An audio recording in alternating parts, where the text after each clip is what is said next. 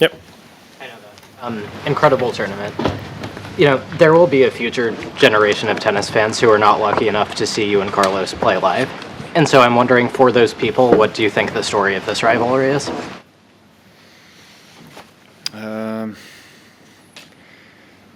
I don't know. I don't know what I can say to them, but I can say that for me, it's always a pleasure to face him, because he definitely is, you know, one of the best players I've ever faced in my career. So, you know, he makes you play your best tennis in order to beat him. So it's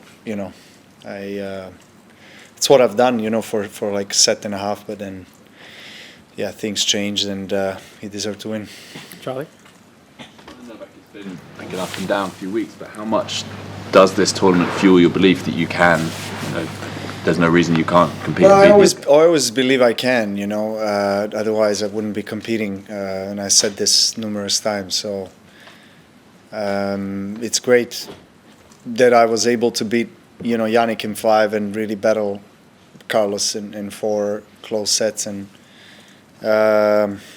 yeah, I remain disappointed with the way I felt in second and third, and after an incredible start, and I felt great about myself, and then, yeah, things changed, and it is what it is. That's sport. But of course, when you draw a line and you make, you know, assessment of what happened last couple of weeks, it's incredible achievement for me to be able to play finals, you know, be a couple sets away maybe to win a championship. So of course, after a loss, it's a bitter feeling, but nevertheless, I have to be, yeah, content with this result. Matt?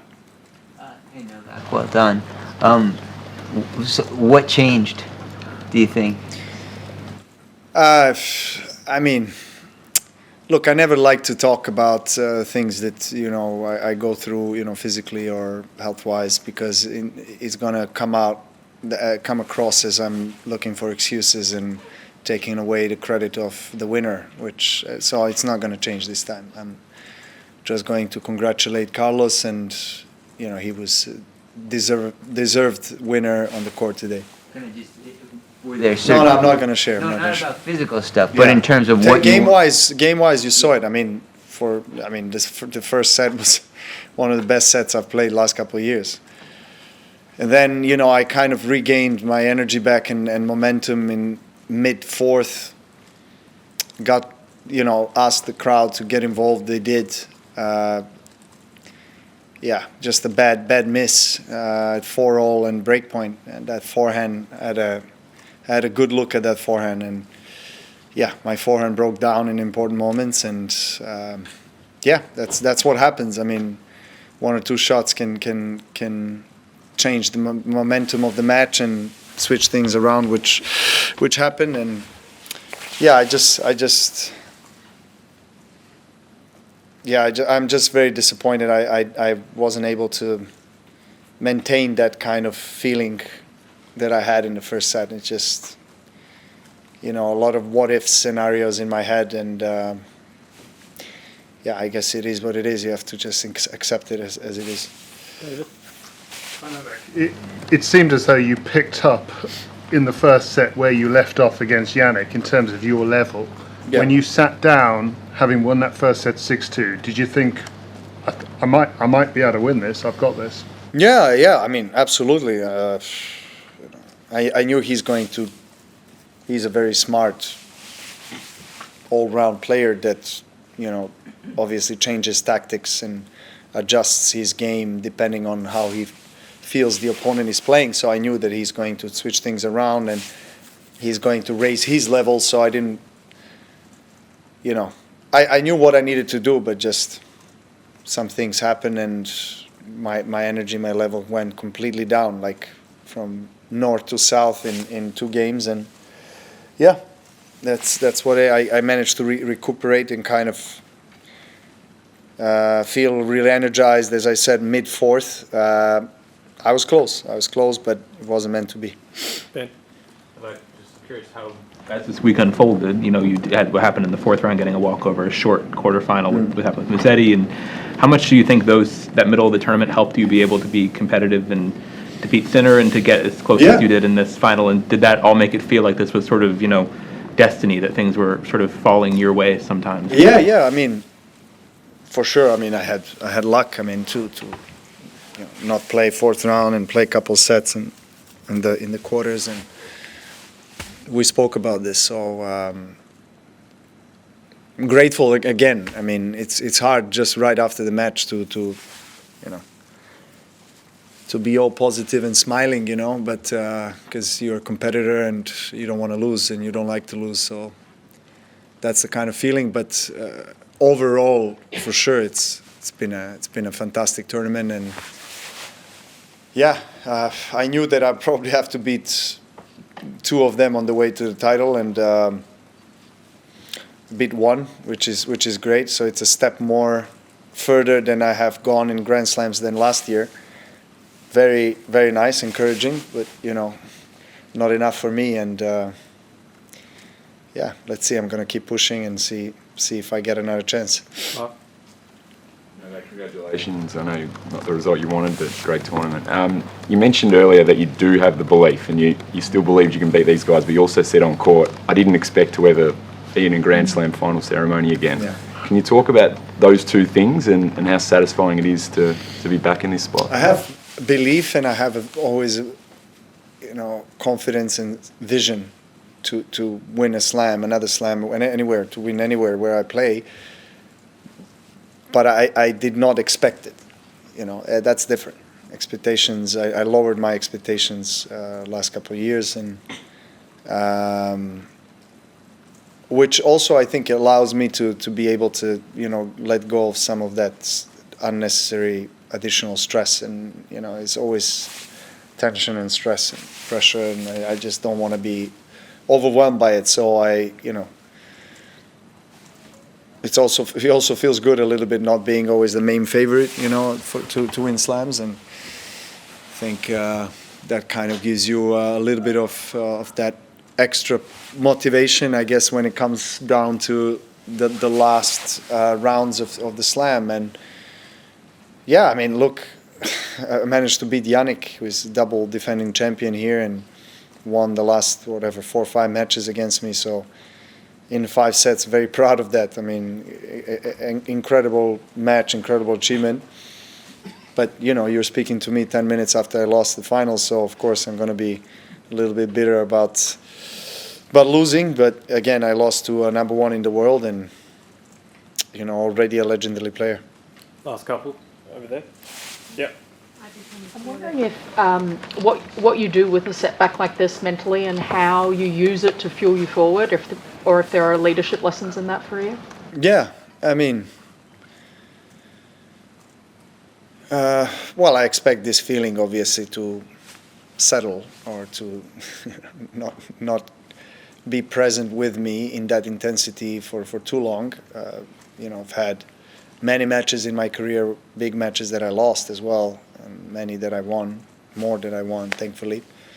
So I know how to deal with this from the mental or emotional standpoint. But for me, the best way to deal with anything after finished competition is to be with my family. So that's going to be, that's something I'm looking forward to, and that's the only thing I'm thinking about right now, is just go back to hug my close ones. Last one, Semeni. Look, great tournament. It's quite crazy that you and Carlos have had such a storied rivalry despite being 16 years apart in age. I'm curious, just what has changed in his game since you first played him to now?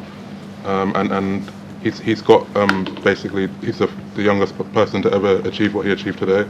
Do you consider him the best young player to have played the game? The results are testament to his already stellar career, and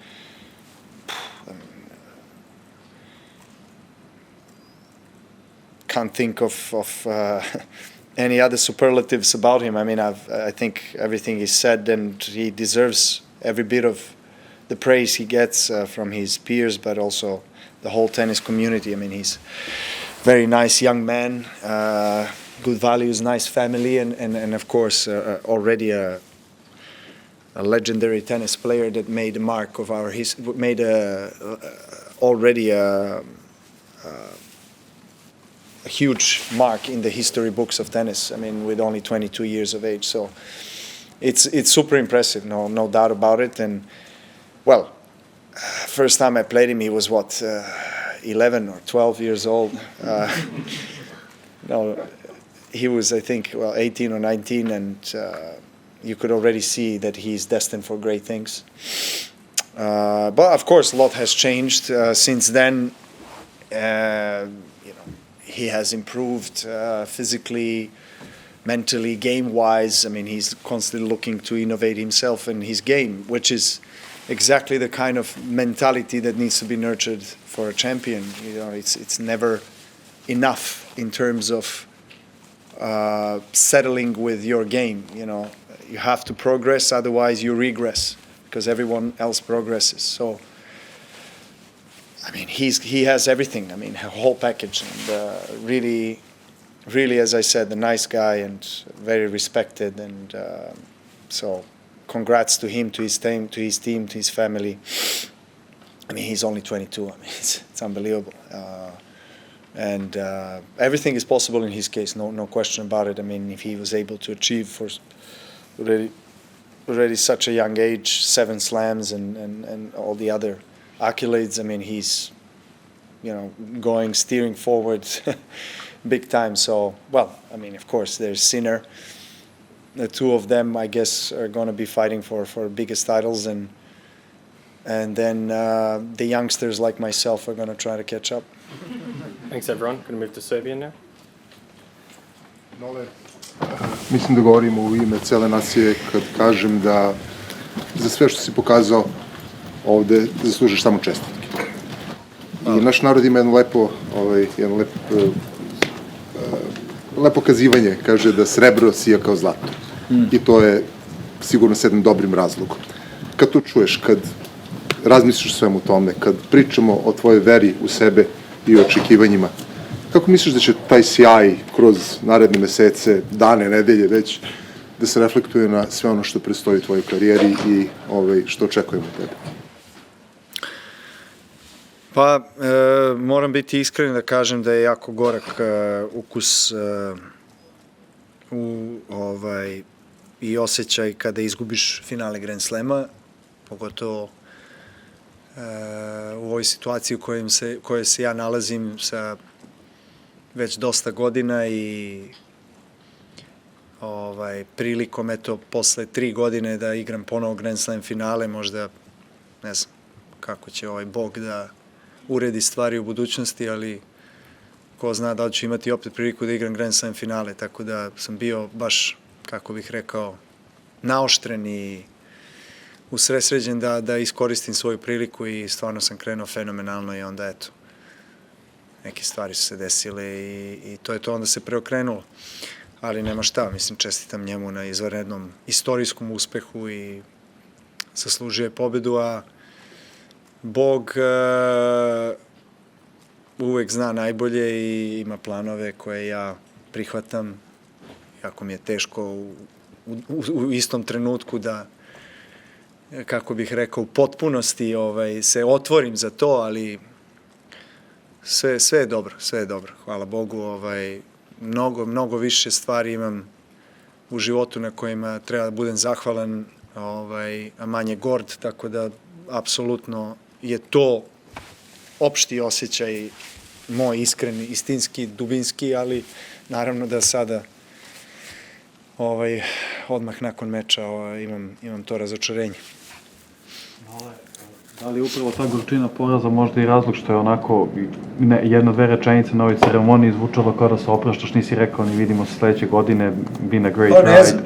Ne znam da li ću se vidjeti s njima ili neću, zato sam i ostavio da bude otvoreno, stvarno ne znam, vi me pratite već dugo vremena i ne pretvaram se, ne foliram se, ne izvrćem stvari, nego vam kažem onako kako jeste, a rekao sam vam zadnjih godinu i po dana da stvarno nisam siguran koliko i šta. Ja sam rekao da bi voleo do 2028. olimpijade da igram, ali sad to znači da možda mogu da igram jedan turnir godišnje, možda 10, možda 15, možda 2, možda 7, ne znam. Iskreno, i ne želim da toliko donosim odluke daleko kad je u pitanju svoj raspored i budućnost. Sada mi je jedino želja da budem sa svojima i pa ću vidjeti šta ću dalje, nemam pojma, iskreno ne mogu sada da pričam niti razmišljam o nekim daljim koracima i turnirima, a stvarno sam tako i mislio na terenu, onako kako sam rekao, da je publika meni dala stvarno nezaboravne emocije zadnjih 2 meča koje sigurno u nekom totalitetu nisam iskusio ovde nikada. I veoma sam zahvalan na tome što sam konačno to doživeo, jer mislim da sam zaslužio i eto, hvala im stvarno od srca i mislim vratit ću se ja u Australiju sad, da li kao aktivni igrač ili ne, vidjet ćemo to o tom potom. Bilo je vetra danas dosta. Da li je to uticalo na igru? Pa jeste, uticalo je sigurno. Ja sam taj poslednji game izgubio kad sam igrao protiv vetra i promašeni prvi servis i onda naravno pritisak malo, greške iz forehenda, jer on je... To se osjeća na terenu dosta, možda ljudi to kad gledaju možda preko televizora, to se ne vidi prosto. Ali utiče dosta, mislim, što sad nije to, kako bi rekao, neki izgovor isto za njega i za mene. Neke druge stvari su se dešavale zdravstveno koje su nažalost uticale na to da bude taj nagli preokret u energiji, prosto u samom osjećaju na terenu. Ne znam, onako baš me to me najviše iznerviralo i onako razočaralo od svega. Mislim, rezultat, naravno, mislim, možda dobiješ, izgubiš, kada igraš protiv broja 1 na svetu na ovom nivou i ponosan sam na svoju borbu, ali jako me nervira to što mi se sad to stvarno često dešavalo u poslednje 2 godine da jednostavno se promeni u momentu, neke stvari se dese i da prosto ne mogu više, nisam svoj, ne mogu da, mislim, ja sam bio u savršenom stanju, mislim, 6-2, sve ide, osjećam loptu i onda, eto, nagli pad energije i tako, šta da se radi, idemo dalje. Da rekao možda malo bliže šta je to Ne mogu, ne želim, izvini. Nole, i uprkos tog teškog poraza, nakon one pobede protiv Sinera, na društvenim mrežama se pojavilo da te neko opiše košarkaškim rečnikom. Kako da? Da te neko opiše kao NBA igrača. Aha. I kaže, u smislu pobeđivanja je kao Jordan, u smislu dugotrajnosti je kao LeBron James. I to je bukvalno jedini takav primer koji imamo i u tenisu i verovatno i u drugim sportovima. Hvala. Šta reći, veliki sam ljubitelj košarke, tako da je to čast velika ako su mi tako ljudi opisali i tako me vide. Hvala i samo poruka za naše ljude u Srbiji, pravda i istina uvijek pobede, neka istraju. WWOS Sports is your home of the Australian Open. From highlights of the best players, every magic Aussie moment, and the best expert analysis. We'll have every nail-biting, heartwarming, and edge-of-your-seat point covered. Subscribing to Wide World of Sports on YouTube is a must for any tennis fan.